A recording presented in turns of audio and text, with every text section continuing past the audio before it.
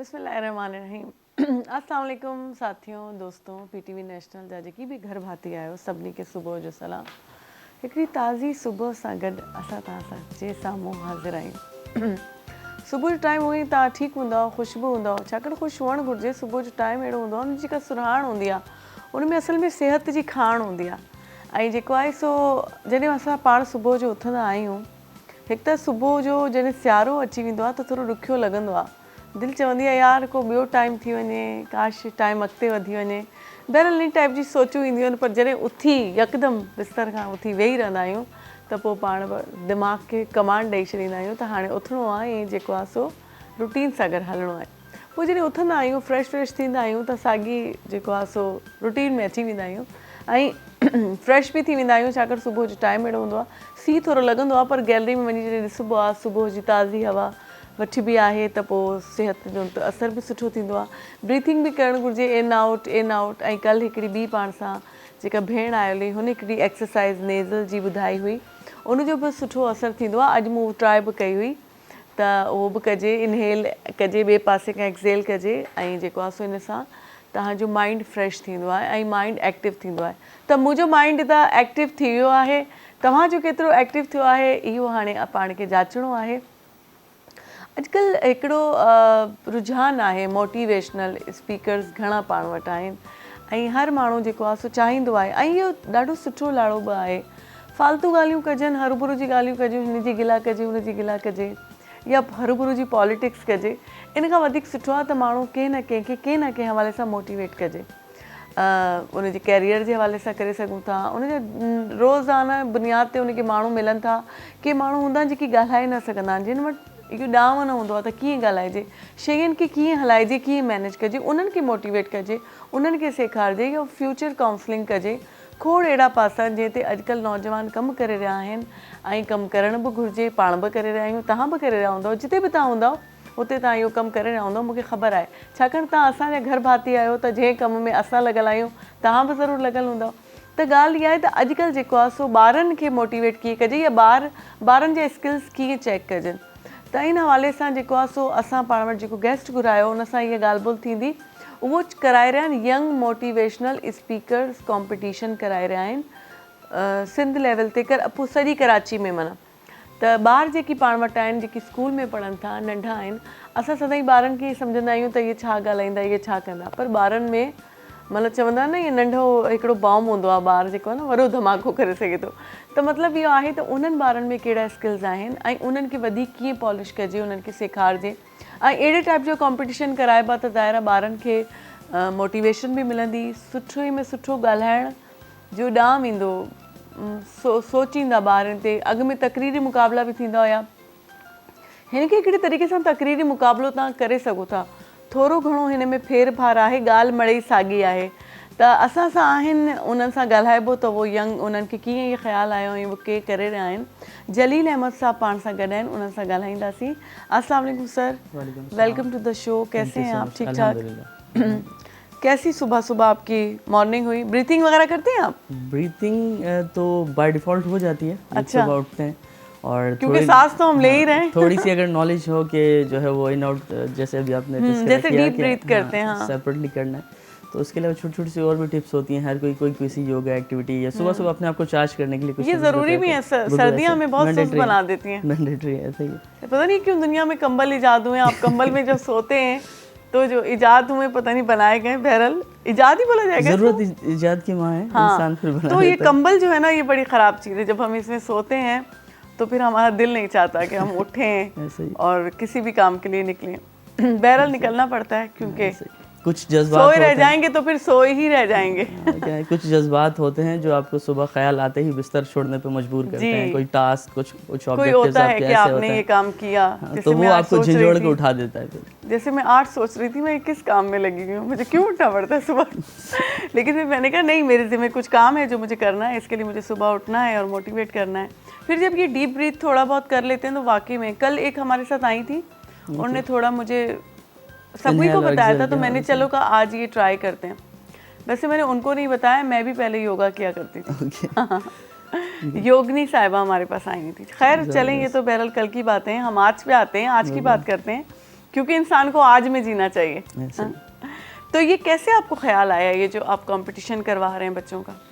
ये जो कंपटीशन है बेसिकली मैं जैसे कहा कि बिज़नेस मैनेजमेंट कंसल्टेंट है, तो लोगों की जो सलाहियतें हैं, मुख्तलिफ सलाहियतें हैं कि फ़्यूचर क्या है, करंट सिचुएशन क्या है, तो जब देखते थे हम कि बाकी सारे जो सब्जेक्ट्स हैं स्कूल्स में या बच्चों की तरबियत में वो शामिल है, एक इम्पॉर्टेंट स्किल जो है वो मिसिंग मुझे फ़ील हो रहा था, and that was the public speaking skills.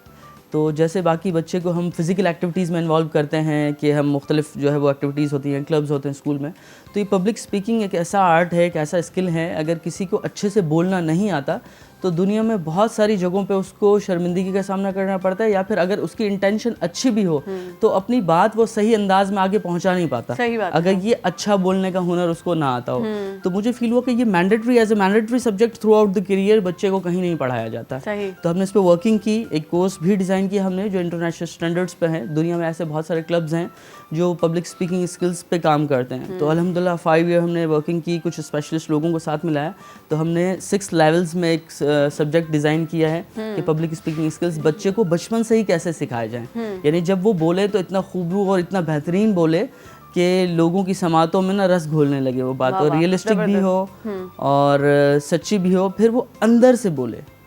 एक है बनावटी जुमले आपने किसी से सुने और फिर जस्ट रट्टा लगा लिया आपने, और एक रिवायती तकरीर, ऑल्दो उसमें भी बेनिफिट होता है, एक रिवायती तकरीर की जी आज मैं जिस मौजू पे लब कुशाई का मौका मिला है उसका उन्वान ये एक रिवायती अंदाज हाँ, है। मतलब वही। हाँ। एक ये है कि अंदर से क्या निकलता है, सही। और फिर नॉलेज अच्छी हो और अंदर से एक्चुअल फीलिंग्स के साथ निकले, तो फिर वो वही बात है कि वो दिल में खुद ही घर करती है। बिल्कुल दिल में घर करती है, और बिल्कुल ऐसे ही तो होता ये है। स्किल्स इसलिए हमने दिल में ही घर बनाना चाहिए। ऐसे ही है, बिल्कुल। असली वाले घर सीमेंट बजरी वाले बहुत महंगे, हर कोई बंदा अफोर्ड भी नहीं कर पाता, खैर दिल में घर बनाना चाहिए। बात ये है कि मोटिवेशनल कोई मखलूक है ख़ास जो अब दुनिया में आ गई है? मेरा एक सवाल है ये, क्योंकि पहले भी तो हमारे जब से हमने एक बचपन गुजारा, हमारे बुजुर्ग थे, उनके बुजुर्ग थे, मतलब मोटिवेशनल स्पीकर कोई नई मखलूक है जो इस दौर में अब आ गई है, या इसको हम पुराने से उससे जोड़ें? फिर पुराना जो हमारा आ रहा है, हमारे सिंधी में असल सिंधी में डाहा जेकी हुंदा हुआ, वो हम लोग उसको हम लोग बोलते हैं डाहा, तो आप लोग मतलब उर्दू में लोग कह लीजिए, हाँ? समझदार लोग, दाना लोग, हाँ, तो वो भी बैठ के किस्से कहानियां, अपने पुराने वक्तों की बातें, और उनके पास बड़ा विजडम था, नो डाउट, और पुराने लोगों के पास था। लेकिन हम लोग अब थोड़ा फैंसी करके, अच्छा एक और है ना हमारे समाज में, किसी भी चीज़ को अपनाना है उसको इंग्लिश में कोई नाम दे दीजिए, ऐसा ही, तो बस फिर वो बहुत अच्छी हो जाती है। तो वही जो बड़े हमें समझाते थे, हम उनकी बात सुनते नहीं थे, और आज मोटिवेशनल स्पीकर बड़े बड़े होटल्स या उधर सेमिनार्स कर रहे हैं, और सब लोग शौक से जा रहे हैं, हम लोग भी जा रहे हैं, बड़े लोग भी जा रहे हैं, ऐसी बात नहीं है, सिर्फ बच्चे नहीं जा रहे, बच्चे भी जाते हैं, बड़े भी तो ये है कि मॉडर्न जैसे जैसे दौर होता जा रहा है, तो आप इस सिलसिले में कुछ बताएं। पहले जो हमारे बुजुर्ग थे, देखिए एक्चुअल विरसा तो उन्हीं का ही है ना, ठीक है, सोच वहीं से आई, कॉन्सेप्ट वहीं से आया, लेकिन क्योंकि वक्त के साथ साथ इस्तिलाहात और बदल जाती हैं। बिल्कुल, हाँ, मतलब मौजूदा दौर में जो इस्तिलाहात हैं, जिस अंदाज से लोग समझना सीखना चाहते हैं, तो बात वही हो, आप अपनी जो बुनियाद है उसको छोड़ना नहीं चाहिए, बुनियाद वही रखी, और फिर मॉडर्नाइज करके इसको एक इस्तिलाह इस्तेमाल की गई मोटिवेशनल स्पीकर। लेकिन इसका मकसद क्या था कि वो जो खूबसूरती पहले जो चीज़ें हमें सिखाई गई थी उन्हीं को आम इस्तिलाहात में बताया जाए। यानी जब हम थोड़ी सी प्रीवियस जनरेशन के अंदाज में कोई बात करते हैं तो करंट जनरेशन वो उसे जनरेशन गैप की वजह से एक्सेप्ट नहीं करती, उनको लगता है ये किताबी बातें हैं कोई। लेकिन जब उन्हीं बातों को हम रिफ्रेस करते हैं, यानी नए अंदाज में नई इस्तिलाहात के साथ उनके सामने पेश करते हैं, क्योंकि असल जो समझ है वो तो वहीं से ही आई है। सही बात है। हम सिर्फ ड्यू टू द मतलब रिक्वायरमेंट, वक्त की ज़रूरत के तहत हम उसको थोड़ा सा बदलते हैं ताकि समझाने में आसान हो जाए, सहल हो जाए।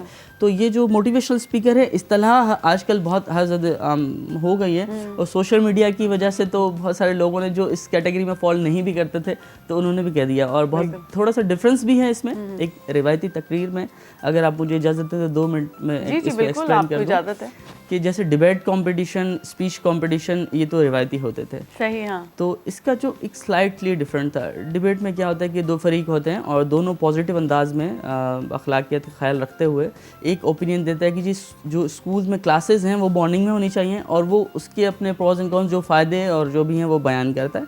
और दूसरा फरीक कहता है कि मेरे ख्याल से शाम को होनी चाहिए। अच्छा, तो इन दोनों का डिफरेंस ऑफ ओपिनियन है, दोनों का अलग अलग आरा हैं और दोनों अपनी अपनी आरा के दलाइल पेश करते हैं और सामने वाले की आरा का जो है वो रद्द अखलाक के दायरे में रहते हुए पेश करते हैं। तो this is called the debate. इससे अच्छा, जो हाँ, ये मुनाज़रा डिबेट कहते है, हैं। सही बात है। हाँ। और स्पीच क्या है, आप किसी मखसूस मौजू पर जो हकाइक हैं उनको बयान करते हैं। बिल्कुल, हाँ।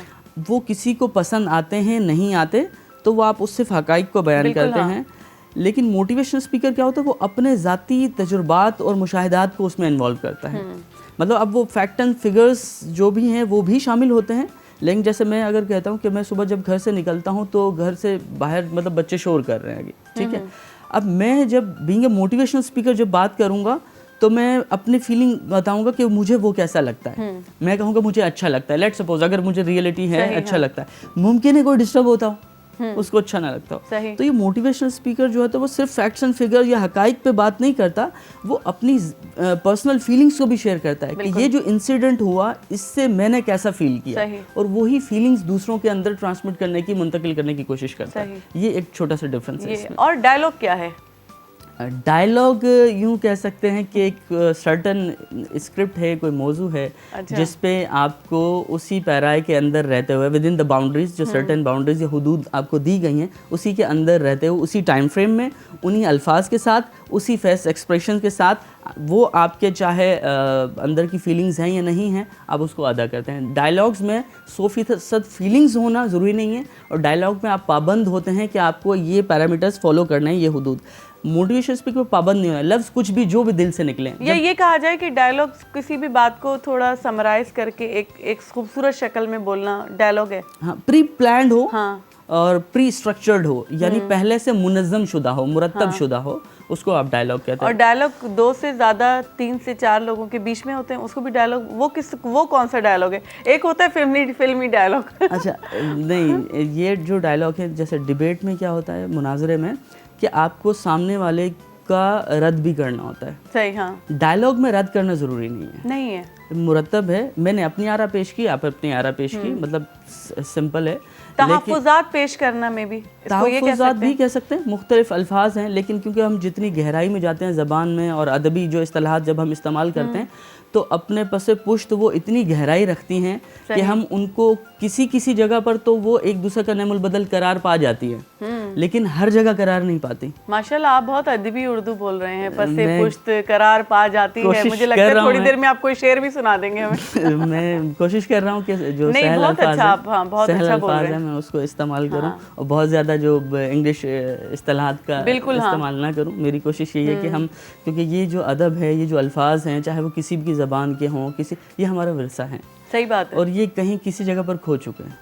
हाँ। तो बहुत कम लोग हैं जो इसको संभाल के बैठे हुए हैं। बाहर की ज़बानों की यलगार बहुत है एक्चुअली हमारे ऊपर। हम बहुत और एक स्टैंडर्ड भी बन गया ना कि हम अगर बोलेंगे ही तो हम मॉडर्न कहलाएंगे या हम पढ़े लिखे कहलाएंगे। कुछ लोग ऐसा भी हैं, लेकिन अगर जो बहुत ज़्यादा जो नज़रियाती लोग हैं, मैं विजनरी कहने वाला था लेकिन मैंने उसको कन्वर्ट किया नज़रियाती में, तो बहुत ज़्यादा जो नज़रियाती लोग हैं वो इसकी अहमियत को जानते हैं कि ज़बान क्या है। कोई भी ज़बान एक ज़रिया है अपने ख़यालात को दूसरों तक मुंतकिल करने का, और हम ज़बान उसका इंतखाब करते हैं जो ज़्यादा से ज़्यादा लोगों तक पहुँचे। और किसी ज़बान में बोलना किसी फ़ख्र का बायस नहीं है। सही। और अगर किसी को कोई ज़बान नहीं आती तो वो किसी बायस शर्मिंदगी नहीं है। बात यह है कि आपके अंदर जो तामीरी सोच है वो किसी भी ज़बान में हो तो वो लायक सताइश है, वो काबिल एहतराम हैं वो लोग जो कोई भी ज़बान बोलते हों लेकिन वो कंस्ट्रक्टिव या तामीरी सोच रखते हैं, तो वो हमारे लिए लायक मतलब एहतराम है। तो बात यह है कि तलफ़्फ़ुज़ का जो चुनाव है या लफ्ज़ों का जो चुनाव है वो आपके पीछे से तरबियत बता रहा होता है। This is called the public speaking skills, जो मैं अभी कह रहा था, यही हम चाह रहे हैं। यही हम चाह रहे हैं। नाज़ेबा बात भी आप कर सकते हैं, ये आपके ऊपर है ना कि आप अपनी गुफ्तगू को ऐसा बनाएं कि आपको लोग आपके जाने के बाद याद करें, पसंद करें। और ऐसा भी आप बना सकते हैं कि उसके बाद आपका मजाक उड़ाया जाए। ये आपके अपने ऊपर है, और ये फैमिली से आ रहा होता है, पीछे से हमें तरबियत, फैमिली है, माहौल है, माशरा है। और आजकल एक गलती छोटी सी चल रही है, वो अभी तभी सिखा देंगे तो हम अभी तभी करेंगे। कॉन्फिडेंस में भी लोग डिफ्रेंशिएट नहीं कर पाते। जैसे अभी थोड़ी देर पहले डिस्कशन हो रही थी हमारी कहीं कि आजकल बच्चे जो वो ब्लंटली कुछ भी बोलते हैं ना, बेडर और बेखौफ होकर कुछ भी बोलते हैं, तो कुछ लोग उसको कॉन्फिडेंस समझते हैं जी। कुछ भी बोलना नताइज की परवाह किए बगैर, ये कॉन्फिडेंस नहीं है, ये ओवर कॉन्फिडेंट। ठीक है। हाँ, ओवर कॉन्फिडेंस, या कभी कभी वो बद अखलाकी या बद तहजीबी में भी शामिल हो जाता है। सही बात है। मतलब निडर होके अखलाक के दायरे में रहते हुए मुनासिब अल्फाज से वो बात करना जो जहाँ करनी चाहिए, कि आपके मुखातिब कौन हैं, किन की समातों तक आपकी बातें जा रही हैं, तो इसका ख्याल रहते हुए बात करना, ये कॉन्फिडेंस कहलाता है। ये हमने जब देखा कि सोशल मीडिया पे बच्चों ने जिस तरह की वर्डिंग सीख ली, कुछ भी बोल दिया, तो वो कॉन्फिडेंस नहीं है। मतलब ये मैं ये कहूँगा कि वो तो कम अकली है एक तरह से। तराजू अपने साथ लेके चले, पहले आप तोले फिर खुद ही आ जाता है, खुद ही आ जाता है। वही ना, आपके अंदर वो तराजू है कि आप पहले तोलें और फिर आप बोलें। जब बनावटी नहीं बोलते ना, जो एक्चुअल कॉन्सेप्ट हो, तो वो खुद ही आ जाता है। कहीं भी बिठा दें, किसी भी मौजू पे बात करें, जो हमारी जो कंपटीशन करवाना है उसका कॉन्सेप्ट भी यही है कि शुरू से ही तरबियत ऐसी की जाए कि वो उसका कॉन्सेप्ट बन जाए, वो उसका नज़रिया बन जाए, और फिर आहिस्ता आहिस्ता वो बच्चा अच्छा बोलने का हुनर सीख जाए। सही बात है। और फिर जब अच्छा बोलने का हुनर बच्चा सीख जाता है, फिर किसी भी मौजू पे जब वो बात करता है तो उसे पता होता है वो कहाँ बोल रहा है, क्या बोल रहा है, किस तरह बोल रहा है, किस महफिल में बोल रहा है। अगर मैं मतलब किसी बच्चों की महफिल में बैठा हूँ और मैं कहूँ जी आपके होंठों की जुम्बिश से अदा होने वाले अल्फाज जो लोगों की समातों में रस, तब वो उनके लिए अजीब सी बात होगी। तो सिंपल सा उनको कहेंगे जी ऐसे अल्फाज बोलें जो लोगों को अच्छे लगे। ज़्यादा जो है ना फैंसी करने की चीज़ को ज़रूरत नहीं है, बनाओ सिंगार ज़्यादा, बात को बनाओ सिंगार इतना देने की ज़रूरत नहीं, बनावटी ना हो। ये कहीं कहीं पे ज़रूर, कहीं कहीं पे होता है जहाँ आप कुछ ऐसा कोई अफसाना लिख रहे हैं या आप कुछ ऐसा कुछ बयान कर रहे हैं, तो वैसे नॉर्मल में आप नॉर्मल तमीज़ के दायरे में रह के बस बात कर लेंगे काफ़ी है। गुफ्तगू के ना वो हैं स्टेप्स हैं। एक है डेली लाइफ लैंग्वेज जो आप आम रोज़मर्रा में इस्तेमाल करें, उसमें आपको बहुत ज़्यादा अदबी टच देने की ज़रूरत नहीं है। एक है आपकी जो ऑफिशियल लैंग्वेज, उसमें आप बहुत ज़्यादा इस्तेलाहात इस्तेमाल करते हैं जो ऑफिस से रेलेवेंट हों, बखिदमत जनाब, अब ये हम डेली लाइफ में यूज़ नहीं करते, दरखास्त लिखते हुए। हाँ। एक है जिसे मतलब इंग्लिश लिटरेचर में कहते हैं बॉम्बास्टिक लैंग्वेज, जो आप इन्फ्लुएंस करने के लिए इस्तेमाल करते हैं, जज्बाती अंदाज, किसी को उभारने के लिए, वो एक अलग लैंग्वेज है। तो जब हम बात कर रहे हैं तो हमें पता होना चाहिए इस वक्त सिनेरियो क्या है, तो किस तरह के अंदाज और अल्फाज। जब आप लिटरेचर की लैंग्वेज इन रिटन इस्तेमाल कर रहे होते हैं तो फिर उसकी दुनिया ही कुछ और है। जो आप सोच रहे होते हैं तो उसके पीछे आपको अल्फाज के अंदर अंदर वो पस मंज़र भी घड़ना होता है कि एक ठंडी हवा चल रही थी, खिड़कियां खटखट कर रही थी, और फिर आपने अपनी बात करनी, वो आजकल बहुत चल रही है। तो फिर आपने अपनी बात करनी है। तो इट डिपेंड्स कि कहाँ बात कर रहे हैं, कैसी कर रहे हैं। तो इसी को हम कहते हैं कि बोलने का हुनर और पब्लिक स्पीकिंग स्किल्स, इसी के यही स्किल्स होते हैं। बहुत अच्छी बातचीत हो रही है, लेकिन हमें ब्रेक पे भी जाना पड़ेगा क्योंकि ब्रेक लेना भी बहुत ज़रूरी होता है। हलूं था नंढी साई वठूं था तव्हां काॾे बि न वञिजो, अचूं था नंढी ब्रेक खां।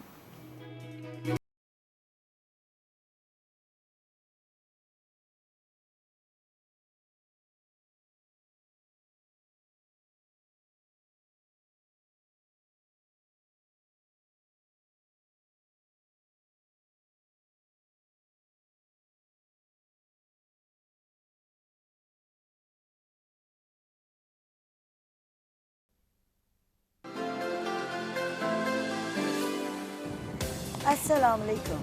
प्रोग्राम आहे सबरन, मां आहियां सुहिणी पारस। प्रोग्राम सबरन में हूंदियूं उहे शख्सियत जिन अहलियत सां, कम सां, जाखोड़ सां जॻह ठाही आहे असां सभिनी जे दिलनि में। उन्हनि जा तजुर्बा, उन्हनि जा मुशाहिदा तव्हां ताईं पहुचाईंदासीं। उहो ज़मानो अजीब हुयो, उन में ओड़े पाड़े जा ॿार सभिनी जा ॿार हुया। वसे बेटर तुंहिंजी भलारा सदा देश परदेश सारा वसन। ॼाणींदासीं उन्हनि खां घणो कुझु पिराईंदासीं। उन वक़्त में सीनियर हुया, उहो सम्झाईंदा बजाए इनजे त तव्हां जे औलाद खे ॿियो केरु दोस्त ठाहे उनखे ग़लति राह ते लॻाए छॾे, तव्हां पंहिंजे औलाद खे जे पाण क़रीब रहो। मां जेको सभिनी खां वधीक हिते पीटीवी ते जेको प्ले इंजॉय कयो अदर देन मारबी, उहो हुयो आईनो। दवा खां कीअं बचंदो, एहतियात कयो। हा, सिधी रीत में शामिल थी सघो था कॉल्स करे।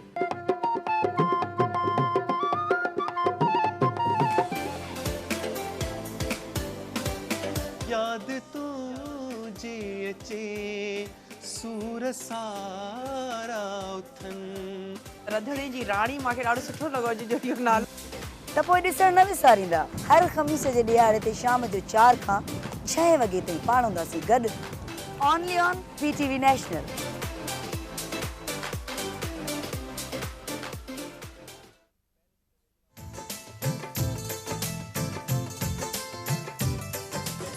असां खणी पिया अचूं पंहिंजे इलाक़ाई ज़बानुनि जे गुलनि सां सजियल हिकु ख़ूबसूरत गुलदस्तो जंहिंमें कंदासीं मुख़्तलिफ़ महिमाननि सां दिलचस्प कचहरी गॾोगॾु शामिल हूंदी रूह खे तस्कीन पहुचाईंदड़ ख़ूबसूरत इलाक़ाई मौसीक़ी।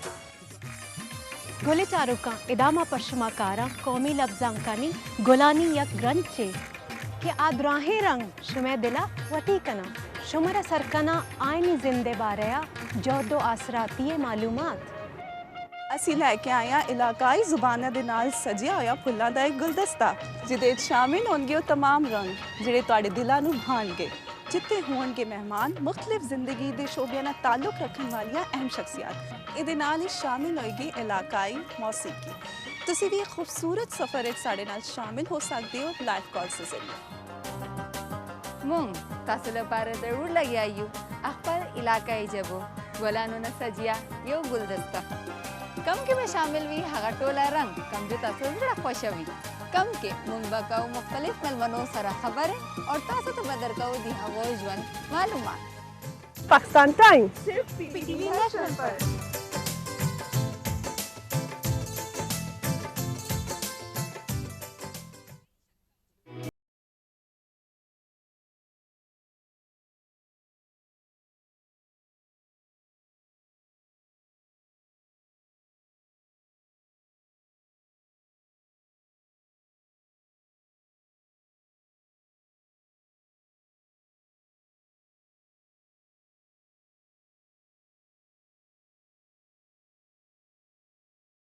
जी साथियों नंढी साई खां पोइ वरी तव्हां असां गॾु हाज़िर आहियूं। साई वठण बि ॾाढी ज़रूरी हूंदी आहे। हीअं सुठो ॻाल्हाइणु ॾाढो ज़रूरी हूंदो आहे, तीअं साई वठण बि ॾाढी ज़रूरी हूंदी आहे। साई वठंदा आहियूं त साई वठण खां पोइ वरी ॿियूं ॻाल्हियूं सोचींदा आहियूं, वरी सुठो ॻाल्हाईंदा आहियूं, त इन करे ज़रूरी हूंदी आहे। ख़ैर बहरहाल ब्रेक खां पोइ हिकिड़े ॿिए महिमान पाण खे जॉइन कयो आहे, हुनजो तारुफ़ कराईंदी हलां तव्हां सां। बैरिस्टर इमरान रिंद साहब पाण सां गॾु आहिनि। अस्सलाम वालेकुम सर। वालेकुम सलाम। वेलकम कयूं था तव्हांखे पंहिंजी सुबुह वारी रिहाण में। कीअं आहियो तव्हां? ठीकु आहियो? अल्लाह जो शुक्र। Thank U for having me. तव्हांजो थैंक यू त तव्हां हिते आयो, महिरबानी वॾी वॾी। ऐं जलील अहमद साहब त उहे ई पाण सां गॾु आहिनि, तमामु सुठियूं ॻाल्हियूं कनि पिया, त सोचियोसीं त थोरो वधीक सुठियूं ॻाल्हियूं कजनि त जीअं दिमाग़ में अॼु कुझु सुठो वेहे। जी कीअं आहियो तव्हां? ठीकु आहियो? अल्लाह जो शुक्र। ज़बरदस्त। बैरिस्टर आहियो ख़ैर सां तव्हां? जी जी। त मां बैरिस्टर जॾहिं सोचींदी आहियां त मां पोइ ते हली वेंदी आहियां। जॾहिं असांजी आज़ादी जी तहरीकूं हूंदियूं न, तॾहिं खोड़ कैरेक्टर हूंदा हुआ बैरिस्टर नाले जा। जी। बंदा कहीं चला जाता ना, बैरिस्टर फिलहां थे और फिर यूं हुआ, फिर वो वाली करारदाद मंजूर हुई और इस तरह से।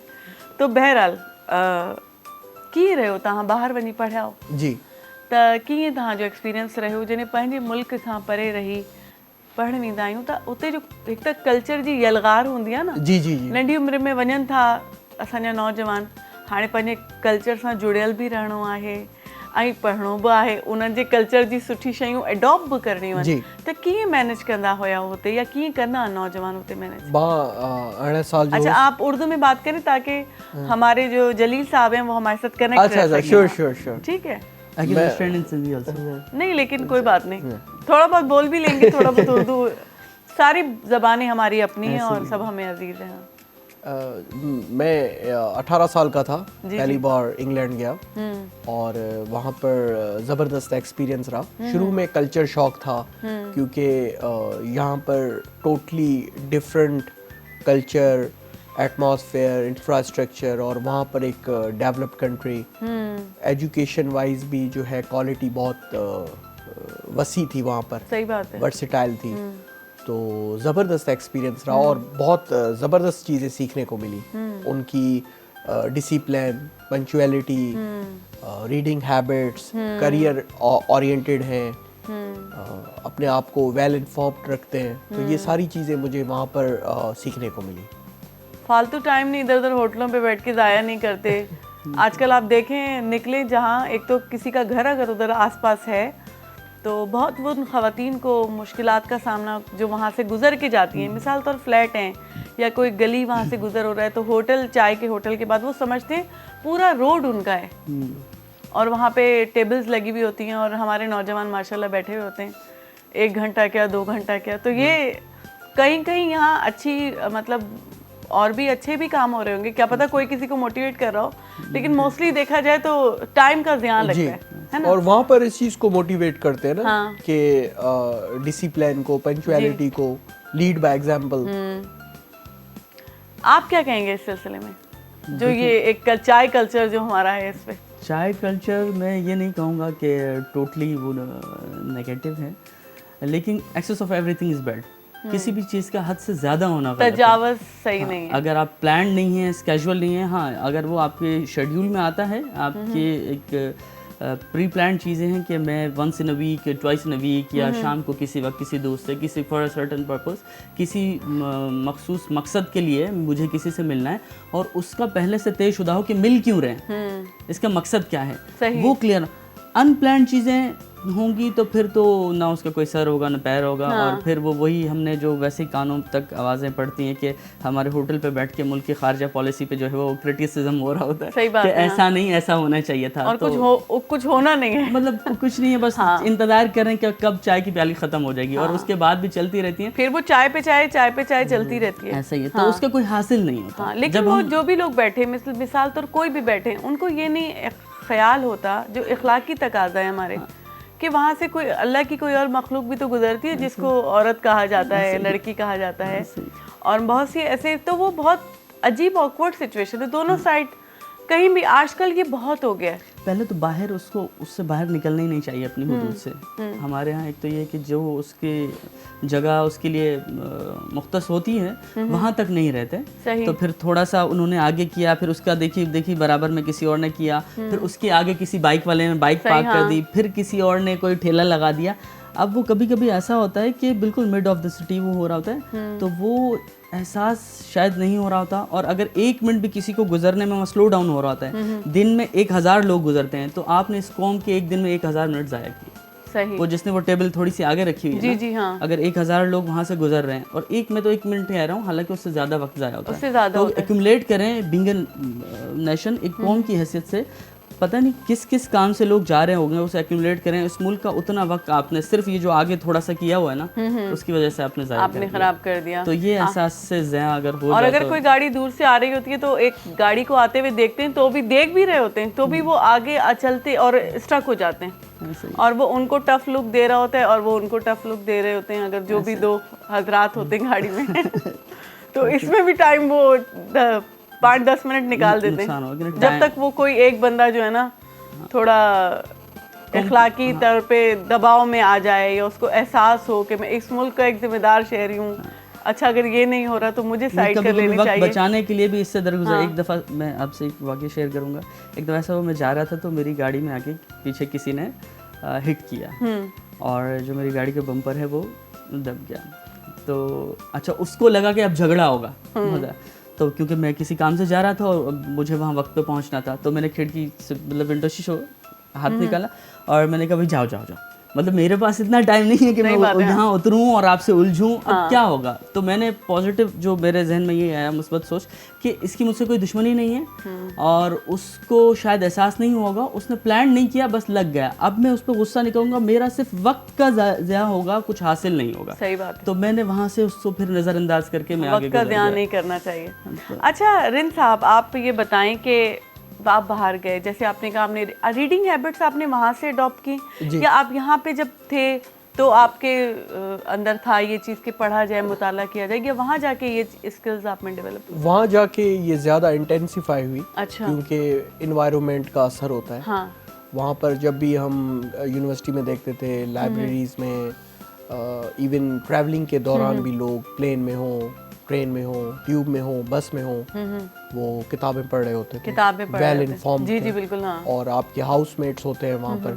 जैसे मैं शुरू में गया, मैं हॉस्टल की अकोमोडेशन यूज़ करता था, तो वहाँ पर जो अंग्रेज़ दोस्त थे वो काफ़ी वेल इन्फॉर्म्ड थे, किताबें पढ़ते थे हिस्ट्री पे, कल्चर पे, सेल्फ हेल्प पे। सर्वाइवल लिटरेचर, सही। तो अक्सर उनसे बात होती, तो वहाँ पर जाके ज़्यादा उसमें बढ़तरी आई। सही। या कॾहिं माण्हू चए त जंहिंसां गॾु आहियो उन्हनि जहिड़ा थियण जे लाइ तव्हां उहा शइ सुठी शइ अडॉप्ट कयो था, पोइ उहो तव्हांजी माना हिकिड़ो हैबिट सुठी हैबिट थी वञे। ईअं बि आहे न, बिल्कुल कम्पीट बि करिणो आहे, उन्हनि खे उन्हनि जहिड़ो थी करे उन सां हलणो आहे। त बाबा तव्हां रुगो तव्हां थोरी आहियो, पर असां बि पढ़ंदा आहियूं न, काफ़ी असां पंहिंजे जेके कल्चर जूं शयूं हुयूं उहे उन्हनि खे स्पेशली जेका सिंधी कल्चर आहे, शाह अब्दुल लतीफ़ भिटाई जो ज़िक्र थियो, उहा मां उन्हनि खे मैंशन कयो। असांजा हिते जेके सूफ़ी आहिनि उन्हनि जो रिलीजियस जेके पर्सनैलिटीज़ आहिनि असांजा, उहे मां उन्हनि खे मैंशन कया त इहे इंटेलेक्चुअल एक्सचेंज हलंदो रहंदो। इंटेलेक्चुअल बैडमिंटन जेका आहे न, उहा हींअर ताणी बि दोस्त आहिनि, छो जो मां अची वियो आहियां, लेकिन through social media and other modes of communication त कॉन्टेक्ट में रहंदा आहियूं। तहज़ीब जी सुठियूं शयूं हिक ॿिए जूं एडॉप्ट करणु घुरिजनि। डेफिनेटली उन ई सां जेका आहे बढ़तरी ईंदी आहे, ख़बर पवंदी आहे कि एक्सप्लोर कंदो आहे माण्हू, न त सिर्फ़ु पंहिंजे ई कल्चर ताणी कन्फाइंड रहे, या त असांजे इवन रिलीजन में बि आहे कि किथे खां बि तव्हांखे का सुठी शइ मिले, प्रोडक्टिव मिले, एज़ लॉन्ग एज़ हू कॉन्ट्राडिक्ट नथो करे असांजे स्क्रिप्चर सां, प्रॉफिट्स जी टीचिंग सां, असां उनखे अडॉप्ट करे सघूं था। अच्छा जी। अच्छा, तव्हां नौजवान जेके अॼुकल्ह जा आहिनि, माना उनखे कीअं मोटिवेट करे सघिजे थो? मिसाल तौरु जीअं तव्हां पढ़ाई कई, नौजवान खे ख़बर न आहे न, कुझु ॿार ब्लैंक हूंदा आहिनि मैट्रिक खां पोइ, उन्हनि खे ख़बर ई न हूंदी आहे पाण खे छा करिणो आहे, या असां छा था करे सघूं, असांजे अंदरि छा आहे। बिल्कुलु तव्हां सही था चओ, छो जो असां वटि ही कुझु ई सालनि खां माना असां ॾिसूं था कि career counselling, motivational and inspirational speakers आहिनि। इन खां पहिरें इन जो को वजूद न हो। पेरेंट्स पंहिंजे तरीक़े सां इंडिविजुअली गाइड कंदा, छो जो मदर जेका आहे उहा तरबियत कंदी आहे, फादर डायरेक्शन ॾींदो आहे, त जीअं माना जेतिरा माण्हू, पर उन में घटि प्रोपोर्शन हो जंहिंखे सही गाइडेंस मिलंदी।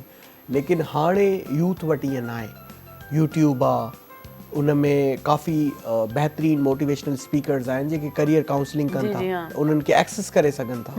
हिकिड़ा पाण सां गॾु बि वेठा, बिल्कुलु बिल्कुलु जलील साहब। जी जी, जलील साहब खां असांखे बिल्कुलु इंसाइटफुल ॻाल्हियूं काफ़ी ख़बर पियूं। जी, जीअं नौजवान हूंदा न, उन्हनि खे बसि इहा धुन हूंदी आहे त असां ॿाहिरि वञूं, जी, पर उन्हनि वटि को गोल सेट न थियल हूंदो आहे, उन्हनि वटि को प्लान न हूंदो आहे त असांखे वञिणो आहे, इहो पढ़णो आहे, इहो न आहे करिणो, बसि जेको मिली वञे, जंहिं कोर्स में एडमिशन मिली वञे या स्कॉलरशिप मिली वञे त उहो उन पासे वेंदा आहिनि। ऐं कंहिंखे स्कॉलरशिप बि न पाण, बसि उन्हनि खे हिन माहौल खां भॼणो आहे, माना फ़रार थियणो आहे। फ़रारियत जेका अॼुकल्ह नौजवाननि में तमामु घणी आयल आहे, उन बाबति उन्हनि खे कीअं मोटिवेट कजे या सम्झाइजे, जेकॾहिं ॿाहिरि वञो था तॾहिं बि तव्हां हिकिड़ो कल्चर पंहिंजो खणी वञी रहिया आहियो न। असां सुञाता वेंदासीं न, असां पाकिस्तान मां आया आहियूं, त असांखे पंहिंजी उहा पर्सनैलिटी त हुननि जे साम्हूं साबित करणी आहे न, या असां हलिया विया आहियूं, असां वटि को प्लान ई न आहे। हुते सभिनि खां बहितरीन शइ इहा थींदी आहे कि जॾहिं बि को मिसाल जे तौर ते को ईयर स्टार्ट थींदो आहे, मां LLB जे फस्ट ईयर में जॾहिं हुते स्टार्ट कयो त हू पहिरें प्लान ॿुधाईंदा आहिनि त असां क्रिमिनल लॉ पढ़ंदासीं, इन जा ईअं ई असां फॉर्मेट फॉलो कंदासीं, कॉन्ट्रैक्ट लॉ पढ़ंदासीं, ईअं फॉर्मेट फॉलो कंदासीं। त यूथ जेका असां वटि मिसगाइडेड आहे, उनजी वजह इहो आहे जो प्रॉपर गाइडेंस न आहे। टैलेंट ॾाढो आहे, अगरि असां ॾिसूं त असां वटि यूथ में वॾो टैलेंट आहे। अली मुई नवाज़िश लाहौर में रही 21 एज़ खणिया, जंहिंखे कैम्ब्रिज यूनिवर्सिटी ऑफर कई, मलाला नोबल प्राइज़। त ईअं न आहे कि अचीवमेंट्स आहिनि, लेकिन उहे घटि मिक़दार में उन्हनि खे, जी जी बिल्कुलु, उन्हनि कंप्यूटर में ॾाढो सुठो कमु कयो, त ईअं ई अलाह उन्हनि खे ज़िंदगी न ॾिनी, न त वधीक बहितर अचीवमेंट्स हुजनि हा। त मां सम्झां थो कि असांजी जेके इंस्टीट्यूशन्स आहिनि, उन्हनि में इहो ज़रूरी आहे कि यूथ खे career counselling, emotional management and career जा जेके पाथ्स आहिनि, उन्हनि खे एक्सप्लोर करण में हेल्प कनि।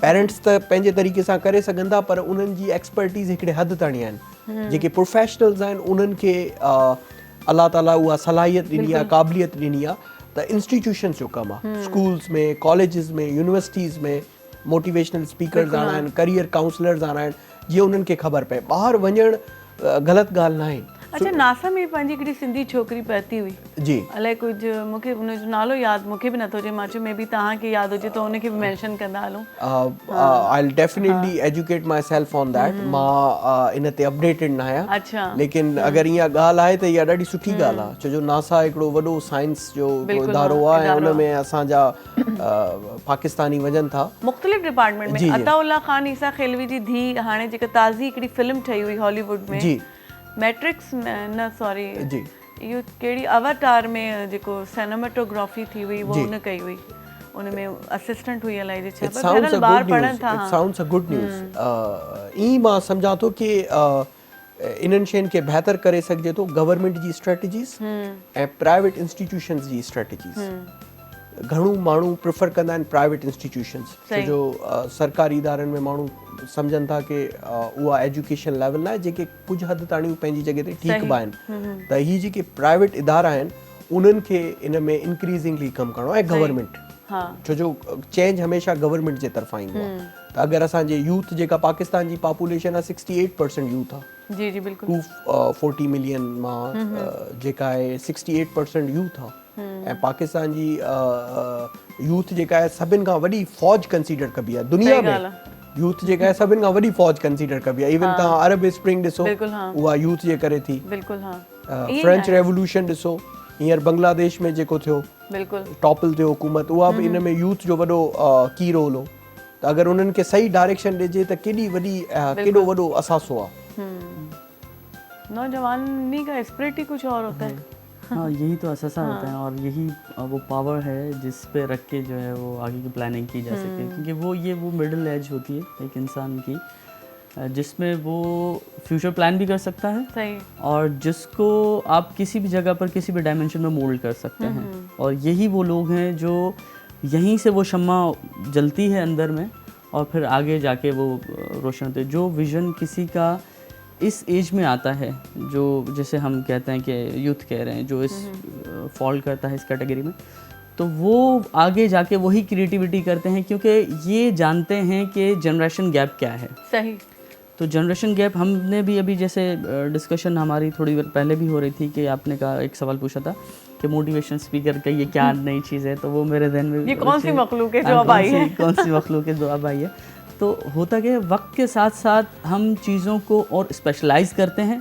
ताकि बहुत ज़्यादा प्रोडक्टिविटी आए उसके जो मुस्बत अंदाज हैं क्योंकि जो जितना किस चीज़ के लिए स्पेशलाइज हो जाता है उसका रिजल्ट उतना अच्छा आता है इसकी मिसाल आप ले लीजिए मेडिकल फील्ड की पहले सिर्फ हकीम होते थे लेकिन फिर स्पेशलाइजेशन आ गई और इतनी छोटी छोटी सी बारीक स्पेशलाइजेशन हो गई उसमें कि आपको एक छोटे छोटे आपके जिस्म का आज़ा के सिर्फ आँख की बात कर लें कितना सा छोटा सा मतलब वो है पूरे हिस्से में लेकिन इस पे एक अलग से स्पेशलाइजेशन है बिल्कुल ठीक है तो जिसमें जितना ज़्यादा एक मैनेजमेंट का टूल भी है being a business management consultant कि जब आप किसी काम को रिपीटेटिवली करते हैं और आप अपनी टाइम और एनर्जी को किसी पर्टिकुलर डायमेंशन में एक मखसूस सिमत में लगाते हैं तो आपको उसके अंदर महारत उतनी हासिल हो जाती है तो ये करियर काउंसलिंग वैसे तो वालिदैन करते थे और वही सबसे मतलब इफ़ेक्टिव भी होता था लेकिन हुआ ये कि वक्त के साथ साथ एक वालदा नेक नियति की उसमें कोई शक नहीं है ना उससे ज़्यादा नेक नियत कोई अपनी औलाद के साथ हो सकता है लेकिन जब वो बच्चा एक हद तक आता है वो उसमें शुरू के जो इक़दार हैं वो तो उसको सिखा देती हैं वो अखलाकियात हैं वो तो उसको उसकी मतलब खून में शामिल हो जाती हैं चीज़ें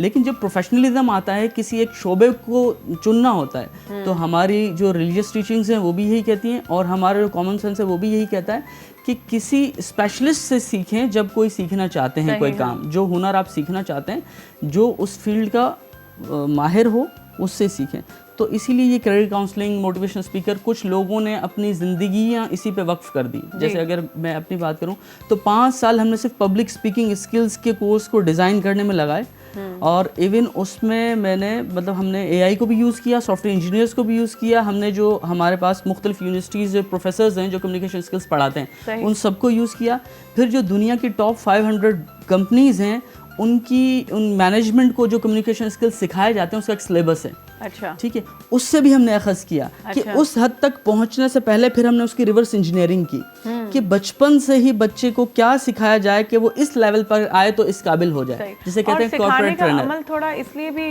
अब कम है ये जो पहले हमारे फैमिली जो वैल्यूज थे सिस्टम जो थे हम लोग ज्वाइंट रहा करते थे अगर माँ बाप बिजी हैं, काम कर रहे हैं, तो कोई ना कोई बड़ा घर में है, अगर वालिद नहीं है तो चाचू मौजूद हैं, ठीक है, तो इस तरीके से या दादा दादी हैं, तो ये बच्चे को कुछ ना कुछ मोटिवेशन या कुछ ना कुछ, बड़ों की आदत होती है हर बात में नसीहत करते हैं, क्योंकि आजकल के हमारे बच्चे बहुत उससे चिढ़ने भी लगते हैं। लेकिन शाम को पहले, सॉरी मैं आपकी वो कर रहा हूँ, एक चीज़ हो गई कि शाम को पहले एक वक्त होता था कि बच्चे वालिदैन के साथ बैठते थे, एक फैमिली टाइम होता कोई बड़े बुजुर्ग बैठते थे, तो उनके साथ वक्त गुजारने का उनको वक्त मिलता था। बिल्कुल, हाँ। तो अनइंटेंशनली सही वो चीज़ें ट्रांसमिट हो जाती थी, वो इक़दार जो भी थे, वो जो अखलाकियात थी, जो तरबियत वो करना चाहते थे, वो हो जाती थी। बेदिली से सुनते थे, लेकिन वो सुन तो रहे होते थे ना, बार बार देख देख के वो आ जाती थी। अब वो साथ में वक्त गुजारने का टाइम खत्म हो गया, तो अब ये जिम्मेदारी आ गई किसी और के कंधों पे। सही बात है। तो अब जिनको ये देखते हैं, तो उसी को जो है वो वहाँ से ये उनके लिए जरिया बनाना पड़ेगा। अच्छा, ये जो कंपटीशन हो रहा है, इसमें आपने बच्चों से, मुख्तलिफ बच्चों से मिले होंगे, किस तरह की आपने चीज़ें उनमें नोट की कि स्किल्स किस तरह के ज़्यादा हैं उनमें बच्चों बात में? करने के? हाँ, बच्चों में जो स्किल्स हैं अल्हम्दुलिल्लाह बच्चे अच्छा भी बोलते हैं, लेकिन उनको सही रुख में ढालने की ज़रूरत है। वो सही अल्फाज, वो सही तरबियत उनको दे। हमने इसको 3 कैटेगरीज में किया। एक है फ्यूचर स्टार्स, वो बच्चे जो ग्रेड 5 से ब्लो हैं, हमने उनको फ्यूचर स्टार्स का नाम दिया है। उनके टॉपिक्स भी अलग हैं, जैसे वालिदैन से दोस्ती या उस्ताद मोहतरम, ये हमने उसमें शामिल किया कि वो उसी पे ही बोल सकते हैं, वो एंटरप्रेन्योरशिप पे नहीं बोल सकते। फिर हमने सेकंड कैटेगरी की जूनियर स्पीकर्स की, ये ग्रेड 8 तक के बच्चे हैं। इनके टॉपिक्स जो हैं वो बिजनेस किड्स, बच्चे और टेक्नोलॉजी, AI और हमारा सिलेबस। फिर एक हमने कैटेगरी की ग्रेड 12 के बच्चों तक के लिए, ग्रेड 8 से लेके ग्रेड 12 के बच्चे, इन्हें हम कह रहे हैं यंग मोटिवेशनल। इनके जो टॉपिक्स हैं वो हमने entrepreneurship, I want to become an entrepreneur, क्योंकि पहले एक कॉन्सेप्ट था सिर्फ बच्चों से, जब भी हम पूछते थे कि क्या बनना है आपको, बच्चे कहते हैं इंजीनियर बनना है, डॉक्टर बनना है, एडवोकेट बनना है, लॉयर बनना है, टीचर बनना है। ये सारे शोबे बहुत खूबसूरत हैं, बहुत अच्छे हैं, बहुत काम के हैं। सही बात है। लेकिन एक चीज़ जो हम चाह रहे थे अभी, जो वक्त की ज़रूरत थी कि I want to become an entrepreneur, मुझे एक एंटरप्रेन्योर बनना है, ये कहीं मिसिंग था, तो हमने उसको इसमें ऐड की दिया। और ये जो यंग मोटिवेशन है, इसमें इस तरह के टॉपिक्स रखे हैं कि बिजनेस किड्स, बच्चे और टेक्नोलॉजी, AI और हमारा syllabus, I want to become an entrepreneur, तो ये टॉपिक रखे और बच्चों की वो जो जहनी सलाहियत थी, जो उनके शौक़ थे, उसके अकॉर्डिंग उससे चूज़ कर रहे हैं।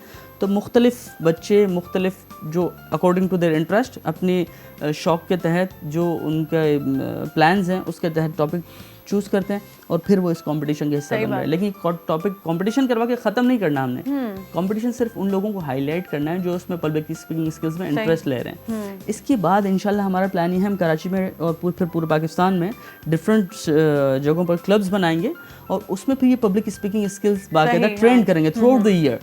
जो बच्चा जिस लेवल का होगा उसका असेसमेंट होगा कि ये कहाँ फॉल करता है, फिर वो according to the international syllabus हम उसको उस यार्ड स्टिक पे चेक करेंगे, असेस करेंगे, एंड देन उसको ग्रेजुअली वो ट्रेंड करना शुरू करेंगे क्लब वाकई में। ऐसे मोटिवेशनल इस तरह के क्लब बनने चाहिए। स्नोकर क्लब बहुत बनते हैं, डब्बू खेलने वाली जगह बनती है, लेकिन जहाँ बच्चों को सही प्रोडक्टिव काम वो कर सके। रिन साहब की तरफ आते हैं, तहाँ केड़े किस्म के लिटरेचर माना ताने फेवरेट्स केड़ा आइन ऑथर्स या केड़ो लिटरेचर तव्हां हुते पढ़ियो या हिते पढ़ंदा आहियो? इहो त वक्त सां चेंज थियो। हुते जेको आहे जॾहिं हुआसीं त घणो पंहिंजे सिलेबस जा किताबूं पढ़ंदा हुआसीं लॉ रिलेटेड। पोइ प्रेजेंटली जेको आहे मां काफ़ी इंग्लिश लिटरेचर पढ़ां पियो, हिस्ट्री पढ़ां पियो, जी जी, सेल्फ हेल्प जूं बुक्स पढ़ां पियो। सो हींअर प्रेजेंटली मां हिकिड़ी किताब पढ़ी आहे द माइकल हार्ट जी द 100। उन में काफ़ी लर्निंग थी आहे। उनमें छा आहे, उन बुक में छा लिखियल आहे? उनमें केड़े टॉपिक ते आहे? रिटिन 10,000 साल ह्यूमन हिस्ट्री आहे, उनमें जेके पर्सनैलिटीज़ आहिनि उन्हनि जे लाइ लिखियो। अच्छा अच्छा। जंहिंमें असांजे प्रॉफिट खे उन्हनि फर्स्ट नंबर ते रखियो आहे, त रिलीजियस वाइज सेक्युलर वाइज हू कामयाबु आहे। जी जी जी। ॿियनि काफ़ी साइंटिस्ट जो ज़िक्र आहे, न्यूटन, आइंस्टाइन, जीसस क्राइस्ट जो जेके क्रिश्चियनिटी जा प्रॉफिट आहिनि, हज़रत उमर जो, अहिड़ा काफ़ी जेके आहिनि माना उन्हनि में जेके वॾा फिगर्स रहिया हिस्ट्री जा 100, उन्हनि जे बारे में ज़िक्र आहे। त उहो छो उन्हनि जी सक्सेस जा रीज़न्स छा हुआ। बिल्कुलु ज़बरदस्त। तव्हां को यूथ जे लाइ मैसेज ॾियो सुठो, त पढ़ण जे हवाले सां या माना फ्यूचर के सिलेक्ट करण जे हवाले सां यूथ खे को मैसेज ॾियो, छाकाणि तव्हां बि असांजी यूथ आहियो। मां यूथ के इहो मशवरो ॾींदुसि कि हू एक्सपेरिमेंटेशन्स कनि पंहिंजे करियर सां। अगरि किथे कंफ्यूज़ड आहिनि त उन जे लाइ प्रॉपर करियर काउंसलिंग आहे, गाइडेंस अवेलेबल आहे, प्रोफेशनल्स आहिनि। ऐं अगरि उन्हनि जो को मिसाल जे तौर ते कंहिंखे लॉयर थियण जो इंट्रस्ट आहे ऐं हू FSC में आहे, A लेवल्स में आहे, त इन में को ग़लति ॻाल्हि न आहे त हू इंटर्नशिप करे वठे किथे कंहिं लॉ फर्म में, कोर्ट विज़िट करे। कंहिंखे डॉक्टर थियणो आहे त हू जेको आहे हॉस्पिटल्स विज़िट करे, कंसल्ट करे जेके उन प्रोफेशन जा स्पेशलिस्ट आहिनि जंहिं फील्ड में उन्हनि खे वञिणो आहे। ईअं डिफरेंट जेके बिज़नेस रिलेटेड अपॉर्चुनिटीज़ आहिनि उन्हनि बिज़नेसिस खे एक्सप्लोर करे। त यूथ खे मां इहो ज़रूरु सजेस्ट कंदुसि त हू प्रोफेशनल करियर काउंसलिंग वठनि। ऐं उन खां अलावा अगरि उन्हनि खे एक्सपेरिमेंटेशन करणी आहे करियर जो त उन में बिल्कुलु का हेसिटेशन न हुजे, लर्निंग थींदी। आप क्या कहना चाहेंगे हमारे यूथ से? अच्छा, आप अदबी बहुत बोल रहे थे, मैंने सोचा था आपसे कोई शेर वेर सुनूंगी, लेकिन अल्हम्दुलिल्लाह अगर इस पे होता तो मेरी जो ख्वाहिश तो यही थी कि क्योंकि हमारे जो मोटिवेशनल्स हैं, जैसे अभी सर ने भी बात की, एक बुक की बात की माइकल एस्टर की, द 100, जो बुक का नाम है the most influential personality in the history of world, ये पूरा उसका नाम है द 100। और वो बुक मैंने भी पढ़ी है। वो सारे एक तरह से वो प्रैक्टिकली मोटिवेशनल थे, वो मतलब जिनकी लाइफ पढ़ के। और फिर जो आपने कहा मैसेज का, तो इकबाल हमारे लिए एक बहुत बड़े मोटिवेशनल रहे। और एक एक लफ्ज़, एक एक जुमला उनका, बाले जिब्रील, बांगे दारा, ज़रब कलीम, ये हमारे उसमें सिलेबस में भी कहीं शायद मैंडेटरी में नहीं समझता कि अभी हैं। तो सिंपल मैसेज ये है कि दो तरह के मोटिवेशनल्स हैं। एक तो वो होते हैं जो आपको अपने अल्फाज से मोटिवेट करते हैं। सही। वो आजकल क्योंकि इन वन गो फ्रंट पे खड़ा होकर कोई शख्स अपनी पूरी ज़िंदगी एक थिएटर स्टाइल में आपको दिखा तो नहीं सकता। सही। वो शख्स जो मिलता है उससे एक्सप्लोर करें वो कौन है, उसे गूगल करें। आप तक मौजूद है, लेट सपोज मैं यहाँ बैठा हूँ, गूगल में जाएं और लिखें जलील अहमद। अगर उसकी कोई अचीवमेंट्स हो, मैं समझता हूँ कि इस वक्त गूगल पे किसी का कुछ भी छुपा हुआ नहीं है, किसी ने कुछ भी किया, उसे एक्सप्लोर करें। तो कोई भी डिसीजन लेने से पहले, आज तक एक जुमला मैं उसको करेक्ट कर दूँ, कहते हैं कि सुनो सबकी करो मन की। जी। ये किसी हद तक सही है, लेकिन इसमें यह है कि मुझसे अक्सर लोग पूछते हैं, स्टूडेंट्स भी पूछते हैं। मेरे एक यूनिवर्सिटी में लेक्चर था तो उसने बच्चों सर किसकी बात माने। तो एक यार्ड स्टिक में एक मैसेज देना चाहता हूँ मैं, कि 2 क्वेश्चन अपने आप से पूछें जब आपको कोई मशवरा दे, कोई बात करे।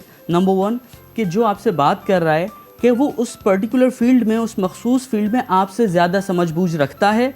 आंसर आ जाए यस, तो एक क्वेश्चन, एक आंसर लॉक हो गया। नंबर 2 दूसरा पूछें कि क्या वो मेरे साथ इतना मुखलिस हैं कि वो मुझे कोई डिस्ट्रक्टिव चीज़ नहीं बताएगा। सही।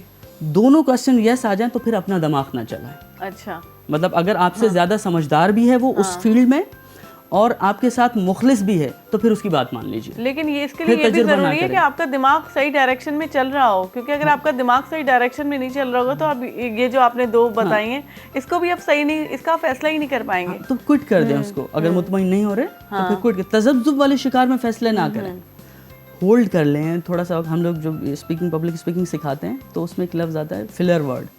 तो जब हम ट्रेनिंग कर रहे थे तो एक बजर होती है हमारे पास, इस तरह के जब वर्ड बोल रहा था स्पीकर तो हम बजर करते हैं उसको ड्यूरिंग द ट्रेनिंग। ये फिलर वर्ड्स कहलाते हैं। When the speaker is talking to somebody और उसका जो फ्लुएंटली बोल नहीं रहा, उसको वो कॉन्सेप्ट नहीं आ रहा क्लियर, तो फिर वो अपनी जो हेजिटेशन है वो इन फिलर वर्ड से फील करता है। तो ये भी फिर हम कहते हैं रुक जाओ, पॉज करो, सोचो, थोड़ा टाइम लो, थोड़ा गैर जरूरी खामोश होना बेहतर है बनस्बत इस पे कुछ गलत बोलने से। अच्छा। तो filler word use. Same with the career. अच्छा। समझ में नहीं आता होल्ड कर जाएं, जल्दबाजी ना करें, जल्दी के डिसीजंस ना लें।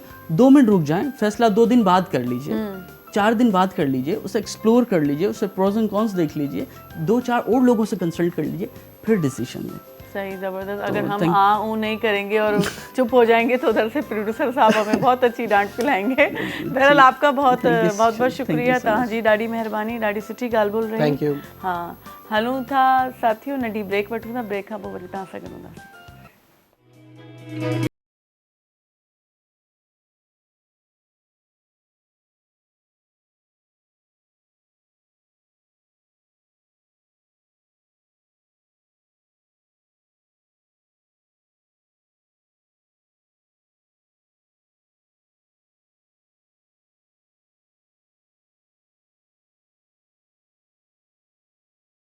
दोस्तों, नंढड़ी साई खां पोइ वरी तव्हां सां गॾु आहियूं ऐं जेको आहे सो ॾाढी सुठियूं ॻाल्हियूं थियनि पियूं ऐं मां त तमामु घणी मोटिवेट थी वई आहियां ऐं तव्हां ॾिसूं था तव्हां केतिरा मोटिवेट थिया हूंदा ऐं सुठियूं ॻाल्हियूं जेकी बि माण्हू कंदा आहिनि या सुठियूं ॻाल्हियूं जेकी पाण ॿुधंदा आहियूं खणी कॾहिं कॾहिं असांजी एॾी दिलि न हूंदी आहे ॿुधण जी, पर कन में त मड़ी पइजी वेंदी आहे, दिमाग़ में त हली वेंदी आहे ऐं कॾहिं न कॾहिं उहो तव्हांखे कमु ज़रूरु ईंदी आहे। बहरहाल पाण सां गॾु सुघड़ मौजूदु आहिनि ऐं सुघड़ बि हिकिड़े क़िस्म जा मोटिवेशनल स्पीकर ई हूंदा आहिनि।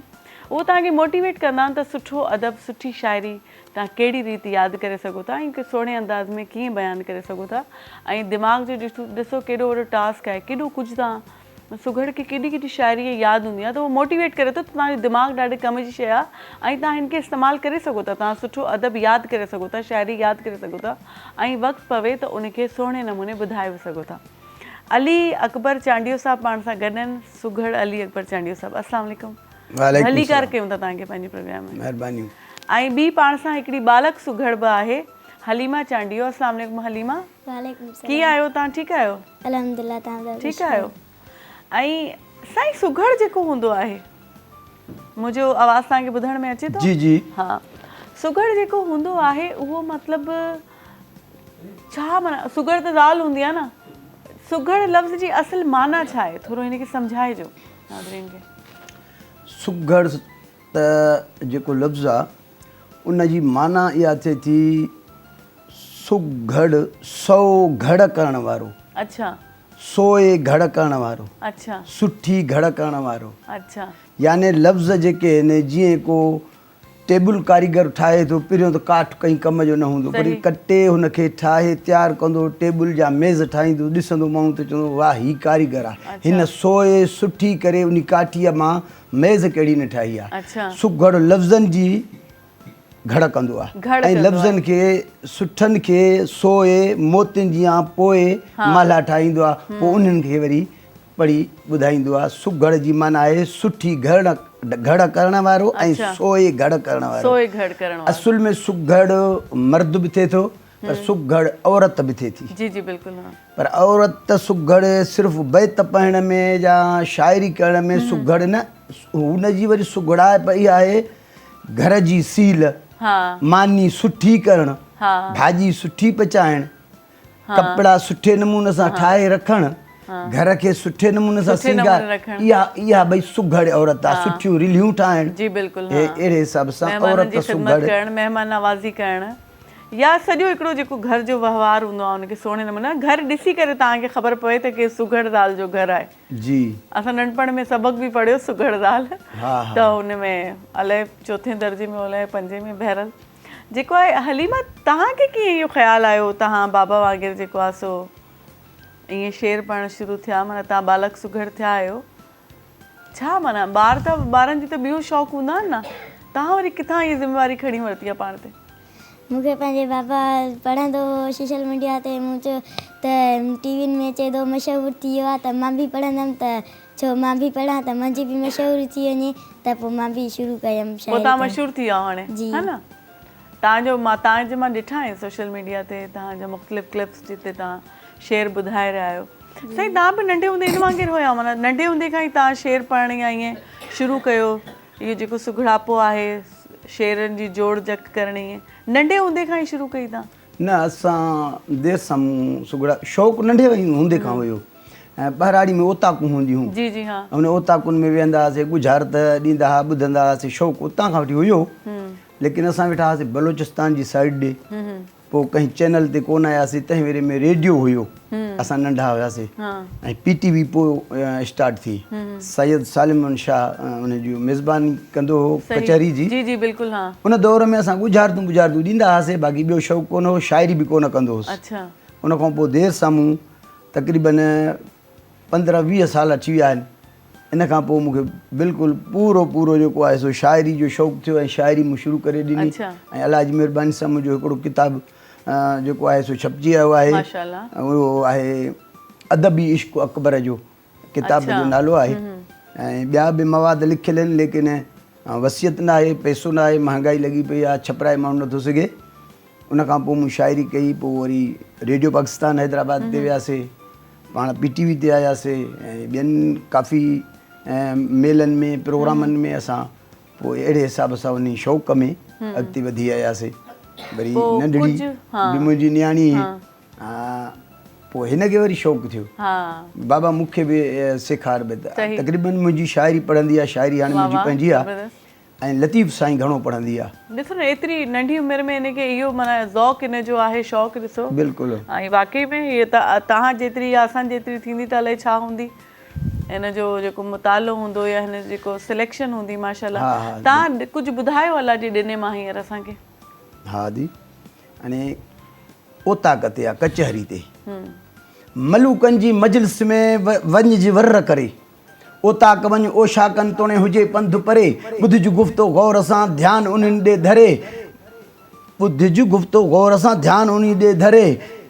इहे इन ओताक जे हिसाब सां जी जी हाँ मलूकनि जी मजलिस में वञणु घुरिजे, वेहणु घुरिजे, सुख न सोणा अदब इख़लाक़ सालिकनि खां सिखणु घुरिजे, पढ़ाए पाण खे हरगिज़ न फज़ूली लबाड़ हणणु घुरिजे, खुटाए गुफ़्तगू पंहिंजी ॿियनि जी बि ॿुधणु घुरिजे, कूड़ो न कॾहिं कंहिंसां इक़रार करणु घुरिजे, सचाई रखे सुख न में पोइ ॿोल ॿधणु घुरिजे, मिले दिलि जे एवज़ दिलि त अकबर दिलि ॾियणु घुरिजे। वाह वाह ज़बरदस्त, सही बात है। माना एवज़ तव्हांखे दिलि मिले तॾहिं तव्हां ॾींदो। ऐं इहा ॻाल्हि तव्हां सही कई, माना अजायो तव्हां हिन में सॼो जेको मैसेज ॾिनो आहे, अजायो सजायो न वेहणु घुरिजे, कम जी ॻाल्हि करणु घुरिजे, हरू भरू जी जेको आहे लबाड़ न हणणु घुरिजे। ॾाढो ज़बरदस्त। मक़सद जी ॻाल्हि का बि कचहरी हुजे, मक़सद जी ॻाल्हि करे वरी ॿिए खे बि मौक़ो ॾे। कचहरी मां माण्हू को लाभ वठे न, हिक ॿिए सां पाण वेठो ॻाल्हाए ॿिए खे वारो ई न ॾे। सही सही बिल्कुलु अहिड़े हिसाब सां या नसीहत जा बेत आहिनि। बिल्कुलु नसीहत वारो। ऐं हलीमा हाणे असांखे पाण खे छा ॿुधाईंदी? सिंधी ॿोली जे 52 अखरनि ते लतीफ़ साईं जा बेत यादि कया अथमि, हाणे उन्हनि मां तव्हांखे कुझु ॿुधायां थी। बिल्कुलु ॿुधायो। अखर अलिफ आको त आको, कच्चो आयु में कम में, जीअ जिनी जा जमे पक्का से पुछंदियूं। अखर बे बुख उन्हनि जी बिखिया, धूड़ उन्हनि जो धूप, कयाऊं सोई रूप, जिआं लोक लॼ थिए। अखर बे ॿारियो उझाईनि, पिरी उझायो ॿारीनि, मूंखे था मारीनि लुआ लुहारनि जा। अखर भे भॻो आऊं न चवां, मारियो त विसहां, कांध मुंहं में धकड़ा सेकींदे सुहां, तपणे लॼ मरां जे हुअनि सी पुठ में। अखर ते तो ॾांहुं घणो निहारियां, तारा ते लाहीं सॼण जे ॾाहीं, तूं ते ॾाहीं उभिरी। अखर थे थोरा न थोरा, मुंह ते मारू अड़नि जा, खर में वारी थोरड़ी तिहां घणेरा, भला ई भेरा गणे गणिया केतिरा। अखर टे टिमनी नेण रत वहे, चु आका कयो मूंखे ॾों ॾियो, ऐं था वञो ओठिया। अखर से साबित लंघिया सीर, लहरने लोॾिया की न की, वञी पहता पार खे निरतूं मंझा नीर, मां इपहता मीर ॿार लंघियाऊं बाजसी। अखर पे पाण ही पसे पाण खे, पाण ही महबूब, पाण ही ख़ल्क़े ख़ूब, पाण ही तालिब तन जो। अखर जीम जे लीलाए न लहीं, तपणे लीलाए जे आसर मलाहे जे, सॼण बाजींदड़ घणो। अखर चे चङा कनि चङायूं, मठायूं मठनि, जो वड़ जुड़े जिनसी, सो वड़ सेई कनि। अखर छे छॾ में हुज हलण जी, चाढ़ी कनि चढ़ी, आड़ी कनि अड़ी, पियसे हो त पुन्ह जी। अखर हे हबीबन हे कार, मंझा मेर सॾु कयो, सो मूं सभु ॼमार, ओरणो उहो ई थियो।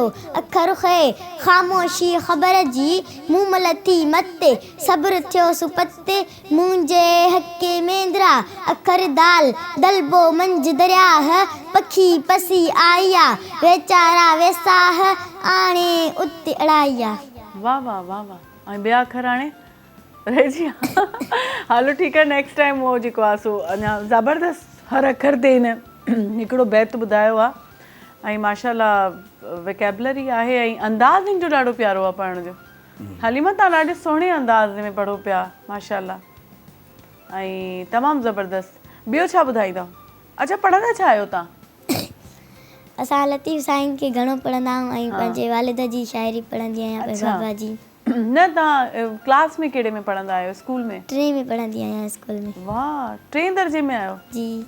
ऐं एतिरी सुठी शाइरी पढ़ो था ऐं सम्झो बि था सभु कुझु? जी जी सम्झूं हाँ था। हिकिड़े बैत जो मूंखे ईअं ॿुधायो त को हिकिड़ो बैत पढ़ो ऐं ॿुधायो त हुन में शाह साईं छा चई रहियो? ससी वारो ॿुधायां जी बिल्कुलु। बैत लतीफ़ साईं जा। जी जी बैत लतीफ़ जा ॿुधायो या बाबा जो ॿुधायो? लतीफ़ जो ॿुधायो।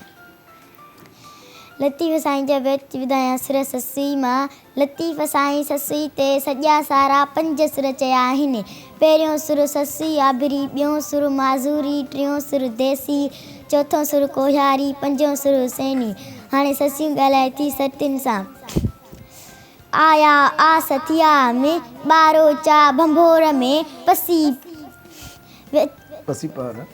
पहर पुन्ह जे न सीने न ठरिया में, गूंदर विसरिया में, सुख ने शाखूं मुकियूं, मिज़माननि महरी आणे झोकिया झोक में, चाटे चंबन में वया जीअं बाज़ सटे बहरी, कोहारो कहरी वयो निहोड़े निंड में, वर में कोन्हे वर, ॾेरनि वर वॾो कयो, निहारींदसि निकिरी बोतनि कारण बर, आॾो टकर टर मतां रोह रतियूं थिए, छाजे ॾिंगा ॾेर, मुंहिंजो ॾींहुं ॾिंगो मथिए, उठनि ऐं ओठियड़नि जे छा वहीणो वेर, हीअ कमीणी केर जा आमुर खे आॾो फिरे, अॻे उठ रड़नि मुंहुं भेरे माठ थी, पलाणींदे पाण में कुछो की न कुठनि, काजा माम मुठनि, हिन पिण हुई हुनसी, ॾाघनि ॾेरनि ॾूंगरनि, टिन्ही ॾिन में ॾुख, से सभु भाय में सुख,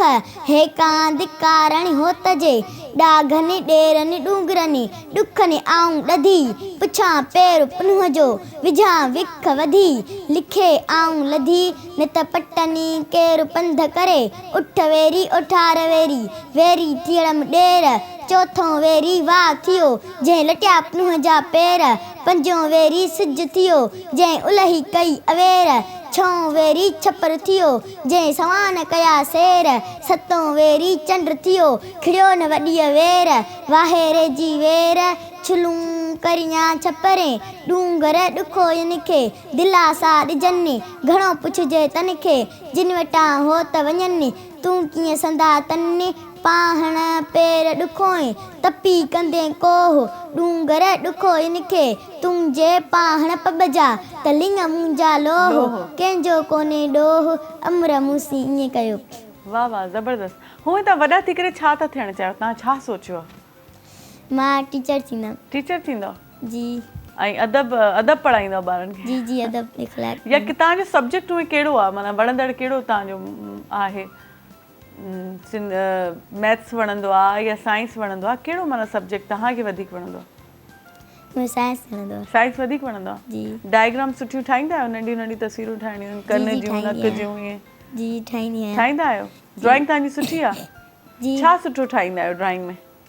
ड्राइंग में घर ठाहींदी आहियां, स्कूल ठाहींदी आहियां, वरी जंगल ठाहींदी आहियां, जानवर ठाहींदी आहियां। जी। कहिड़ो जानवर वधीक वणंदो आहे? मूंखे वणंदो आहे शींहुं। शींहुं वधीक वणंदो आहे? अच्छा, ॾाढो शींहुं तव्हांखे वणंदो आहे। तव्हां पाण बि जेको आहे सो कूंज आहियो, कूंज वांगुरु था ॻाल्हायो। ऐं जेको आहे सो बाबा सां तव्हां कुझु ॻाल्हाइजे ऐं पुछिजे त तव्हांखे कीअं लॻो जॾहिं हिन में लाड़ो आयो तव्हां वांगुरु बैत पढ़ण? ईअं हिकिड़ो हूंदो आहे न, डॉक्टर हूंदो आहे त हुनजो पुटु डॉक्टर थियणु चाहींदो आहे या कुझु, त ॾाढी ख़ुशी थींदी आहे। अॼुकल्ह जा ॿार त अलॻि पंहिंजो कुझु न कुझु माना चूंडनि था को न को पेशो।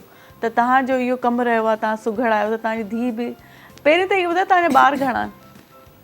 ॿार मुंहिंजा अलाह जी महिरबानी सां 5 नियाणियूं आहिनि। हिकिड़ो नंढड़ो पुटु हाणे ॼाओ आहे, हिकिड़ो अॻु में हुयो फ़ौत थी वियो। अच्छा अच्छा। हा, माना इहा नंढड़ी सफ़ा न आहे, हिन खां नंढो हिकिड़ो पुटु आहे? मुंहिंजूं शादियूं 2 आहिनि। अच्छा। मोड़ी मां जेका नियाणी आहे उन खे 3 ॿार आहिनि, शादी थियल आहे उनजी, ऐं पुटु फ़ौत थी वियो हुन मां। पोइ घरवारी मां वॾी हीअ आहे। अच्छा। 3 हिन खां पोइ हिते नंढियूं नियाणियूं आहिनि, उन खां पोइ वरी नंढड़ो नीगर ॼाओ आहे। अच्छा ज़बरदस्त। पोइ तव्हांजे के बि ॿार माना हिन इहा माना वॾी आहे सम्झो? हा, हिननि में वॾी हीअ आहे। हिननि में वॾी हीअ आहे, त हिन तव्हां वांगुरु सुघड़ थी ऐं बालक सुघड़ थी, त तव्हांखे कीअं माना महसूसु कीअं थियो? माना ख़ुशी जो? ख़ुशी थी, मूंखे तमामु घणी ख़ुशी थी। ऐं त हिकिड़ी नियाणी जेका आहे उहा इन हिकिड़े लोक अदब में आई आहे ऐं लोक शाइरी पढ़े थी ऐं लतीफ़ पढ़े थी। इहा वॾी ख़ुशी जी ॻाल्हि आहे। मर्द त आम सुघड़ आहिनि, औरतूं तमामु सुघड़ घटि आहिनि। असां वटि ज़ेब निज़ामाणी आहे, असांजी सुघड़ आहे, उहा हैदराबाद जी आहे। तव्हांजो हुन सां वास्तो हुजे न हुजे, उहा तमामु गुजारतूं बि ॾींदी आहे। हा, पिरोलियूं ॾींदी आहे, असां सां गॾु प्रोग्रामनि में ईंदी आहे। पोइ हीअ नंढड़ी जॾहिं मां वठी वियुसि त ॾाढो ख़ुशि थी वियो आहे। त असां हीअ पोइ वेंदा आहियूं कंहिं प्रोग्राम ते, ईंदी आहे त हिनखे पाण सां विहारींदी आहे। त हीअ औरत, हा औरत त नंढड़ी नियाणी थी करे हेॾो शौक़ु लतीफ़ खे एतिरो पियो अथई, 100 सवा लतीफ़ जा बैत यादि कया अथई, अञा यादि करे पई। हा, ऐं मुंहिंजी शाइरी अथसि जेके ससुई जी ॾुखनि ॾोलावनि जा, इहे मूं पंहिंजी शाइरी ॾिनी आहे जंहिंमें नांगनि जा नाला बि आहिनि। अहिड़ी शाइरी मूं हिनखे ॾिनी आहे। या पुराणे दौर जा जेके असांजा थाम, पिंडियूं, छबियूं, वटा, दिला, इहे वया ख़तमु थी, उन्हनि जा नाला, उहे शयूं वयूं ख़तमु थियूं। उहा शाइरी मूं हिनखे ॾिनी, पढ़ंदी आहे, तमामु मक़बूल उहा वई आहे हिन जी शाइरी पढ़णु।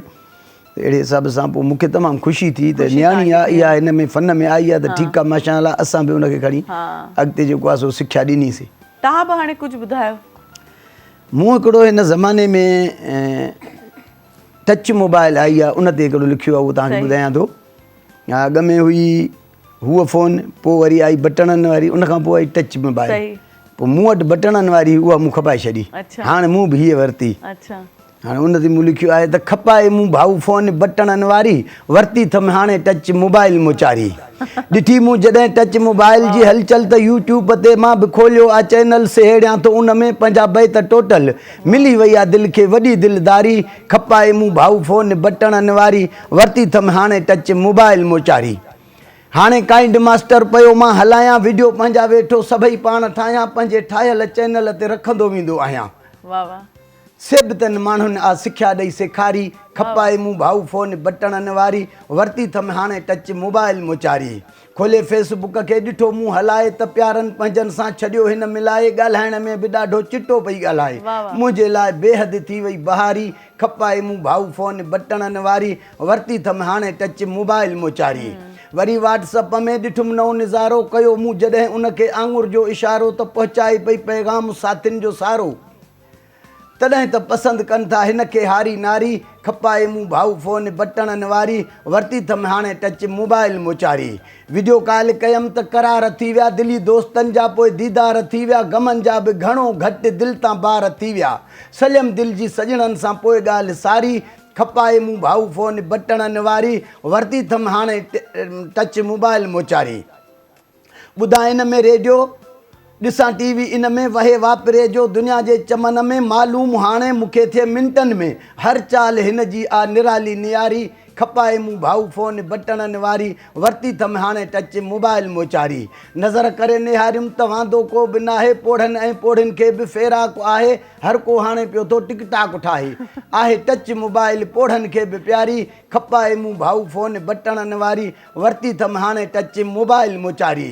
ॿुधाए पई वक़्तु आज़ान जो बि, तिलावत में आवाज़ क़ुरान जो बि, पवे पियो पतो पूरे जहान जो बि, रखियल आका इन में वॾी राज़दारी। खपाए मूं भाऊ फ़ोन बटणनि वारी, वरिती थम हाणे टच मोबाइल मोचारी। कुतुब खाना ॻोल्हणु हाणे न या वेंदो, PDF में हा किताबनि खे पढ़ंदो, लतीफ़ जो रिसालो बि उन में आ मिलंदो, इहा बि इलाही लथी बेक़रारी। खपाए मूं भाऊ फ़ोन बटणनि वारी, वरिती थम हाणे टच मोबाइल मोचारी। अॻे वांगुरु अकबरनि हाणे लुछां थो, जे भुलिजां त गूगल खां रस्तो पुछां थो, मगर मां ज़बां सां न चांडिया पुछां थो, पाण ई मां अॻिते वठियो वञे थी वीचारी। खपाए मूं भाऊ फ़ोन बटणनि वारी, वरिती थम हाणे टच मोबाइल मोचारी। वाह वाह, ॾाढो सुठो तव्हां नई टेक्नोलॉजी खे ऐं तव्हां हुनजा सभु सुठी ॻाल्हि इहा त तव्हां सभु हुनजा पॉज़िटिव पासा कवर कया आहिनि। जी जी। टच मोबाइल में पाण खे कहिड़ी क्रिएटिविटी पाण करे सघूं था ऐं कहिड़ा कहिड़ा पाण खे फ़ाइदा आहिनि, मुस्बित जेकी बि पासा। सुघड़ जेका शइ अखियुनि जे अॻियां गुज़रंदी आहे उहा ई लिखंदो आहे। हाणे हिकिड़ी शयूं गुज़रनि थियूं, काफ़ी शयूं अहिड़ियूं आहिनि, मुंहिंजो वरी थोरो एॾे तवजो घणो हूंदो आहे। बाक़ी जेका आम असां जेका पंहिंजी सुघड़ाइप आहे, उहो फ़न त असांजो जाम आहे। जिथे किथे पढ़ूं पिया, PTV ते पढ़ूं पिया, ॿियनि प्रोग्रामनि में पढ़ूं पिया, पोइ कुझु कुझु वरी इहे ज़माने जूं बि हुजनि ॻाल्हियूं। बिल्कुलु हा न, ज़बरदस्त, माण्हुनि ॾाढो खे सुठो। ऐं तव्हां सभु पॉज़िटिव पासा ॿुधाया हुनजा। जी जी। माना तव्हां सिर्फ़ु इहो न ॿुधायो, यूट्यूब ते चैनल आहे, तव्हां क़ुरान जो बि ज़िक्र कयो, तव्हां जो शाह साईं जे रिसाले जो बि ज़िक्र कयो, त माना किताब बि उनमें पढ़जनि था सभु, माना केतिरा सुठा सुठा कम हा न, असां इन टच मोबाइल मां वठी सघूं था। हाणे पाण जेको आहे हलीमा खे चवंदासीं, हलीमा कुझु ॿुधाई आहे त तव्हां वारो जेको तव्हां चयो न उहो यादि कयो आहे त उहो ॿुधाए। हा सिर्फ़ु ससुई मां बेत थी ॿुधायां। हिन बेत में 60 क़िस्म जे नांगनि जा नाला आहिनि। हाणे सटियूं सम्झाईंदियूं ससुई खे। ससुई न वञियूं सुञ में, अॻियां ॾुखिया अथई डुंगर, औखा पंध पहाड़ जा, ॿियो छिनंदई पेर पथर, अण सुई औखो घणो, ॾाढा भारी सुजनि पिया बर, नकी वाक़ुफ़ वाटनि जी, न साण खयां तो समर, पाणी कोन पंध परे, सवे मेलनि जा अथई सफ़र, झंगल बरनि जबलनि में था जाम ॻुझनि जानवर, बिगड़ बलाऊं भोलड़ा ऐं चीटा शींह बबर, गिदड़ गोरपटा घुमनि पिया उते वॾा कयूं वलर, रिछ मिरूं राहुनि में अची हमला कंदई हर हर, ॿियो त वाट वठियो वेठा आहिनि नीला नांग खपुर, लियारी सियारी सूमी सक चूण कटू तकारी हर ऐं कारी हर, कोॾियारा कारसरिया बिमुही बुलण बोही, जिंजा ज़हरीला आहिनि ज़हर, जुती खबड़ खथूरी खुशबू, जिनजी खुशबू सां पए पई ख़बर, मिटियाई तीर मार गुंगली हण खण ढिकण ॿेलनि, जिनजा ॿेलनि में थनि ॿिर, नूमी अरड़ असील पियण बलाऊं पटनि ते पयूं ॼनि चकर, तंहिंखां पोइ आरीअ ॼाम जा अॻियां ईंदई घर, चङो पुॼई त चवण वठु छॾ ॼाम पनुह जी पचर, चवे अकबर औला ऊचा टकर, तूं लंघंदीअ कीअं लकनि मां। वाह वाह, ज़बरदस्त। हेॾा नांगनि जा हेॾा क़िस्म आहिनि। हा, इहे नांगनि जा 60 क़िस्म जा नांग आहिनि जा नाला आहिनि। हा हा, असां ॿराड़ी जा आहियूं, तक़रीबन काफ़ी नांग त असां सुञाणूं बि। हा असां आहियूं बलूचिस्तान जी साइड। हण खण कहिड़ो नांग आहे? हण खण उहो थींदो आहे जीअं सांडरो हूंदो आहे, सांडरो ॾिठो आहे, हा चिपकिली जंहिंखे चवंदा आहिनि घर में भला, उहा ॾिठी आहे? माना पोइ उहो नांग न आहे? न, उहो नांग उहो ई आहे, उहो चक न हणंदो आहे, उनखे पेर आहिनि। अच्छा, हू हलंदो आहे। हा, उनखे पेर आहिनि, हिननि में न, पेरनि में न अथसि ड्रिघा, हू सिर्फ़ु हीअं करे हीअं कंदो आहे। अच्छा, ऐं उहो आहे, उनजो नालो आहे हण खण। जेकॾहिं कंहिं माण्हूअ खे हणे त उनखे खण, इलाज मां वियो क़बर ॾे खणेसि, हण त खण, माना बचण जो आसरो न आहे, उन में एतिरी ज़हर आहे ख़राबु। हा हा, तमामु साओ थींदो आहे, साओ ज़हर सां साओ हूंदो आहे। इहे हण खण नांग। हाणे कंहिं कंहिंजो पुछिजे, पहिरियों सभु नांग आहिनि, उन्हनि खां बचणु घुरिजे। महिरबानी तव्हांजी वॾी वॾी, तव्हां शामिलु थियो, एॾा सुठा बैत ॿुधाया। हलीमा, तव्हांजी बि वॾी वॾी महिरबानी। जी दोस्तों, हाणे पंहिंजे वञण जो टाइम अची पए थो। हाणे एॾा बैत ॿुधां त हिकिड़ो बैत त मूंखे बि ॿुधाइणो पवंदो त जे लीलाए न लही त पिणु लीलाइज, आस मना लाइज, सॼण बाझारो घणो। त इहे जेका बाझाराए पाए न, इहा अलाह साईं जी सिफ़त आहे, इहो पंहिंजे अंदरि बि पैदा करणु घुरिजे, ऐं इन सां सभु कम सवला थींदा वेंदा, माण्हू बि तव्हांजा पंहिंजा थींदा वेंदा। हलूं था हाणे, मोकल ॾियो असांखे, सुभाणे वरी तव्हां सां गॾु हूंदासीं। पंहिंजो वधि खां वधि ख़्यालु रखिजो, दुआनि में असांखे बि यादि रखिजो, ऐं